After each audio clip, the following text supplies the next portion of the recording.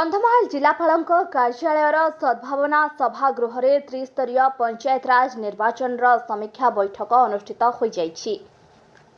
राज्य निर्वाचन आयुक्त श्री मधुसूदन पाढ़ी आगामी त्रिस्तरीय पंचायतराज निर्वाचन समीक्षा करने सहित आगक कौन कौन पदक्षेप नेले निर्वाचन सुरुखुरे हो पारिबो एवं लोक माने एथिरे बहुमात्रा रे भाग नहीं निजर योग्य प्रतिनिधि चयन करी ग्राम पंचायत और जिलार विकास योगदान दे पारिबे से संपर्क में आलोचना करथिले।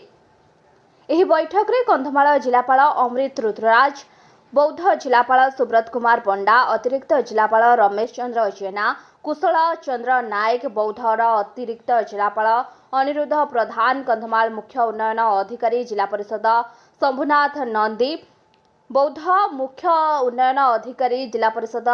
प्रभाष चंद्र दंडसेना, फुलबाणीर उपजिलापाल भिकारी साहू, बालीगुड़ा उपजिलापाल डॉक्टर रीना प्रधान, बौद्ध उपजिलापाल प्रवीण कुमार बाणुआ, कंधमाल और बौद्ध जिलार समस्त गोष्ठी उन्नयन अधिकारी और पौर परिषदर कार्यनिर्वाही अधिकारी, पंचायत अधिकारी श्री नरेंद्र नायक, सरकारी कर्मचारी आदि उपस्थित थिले।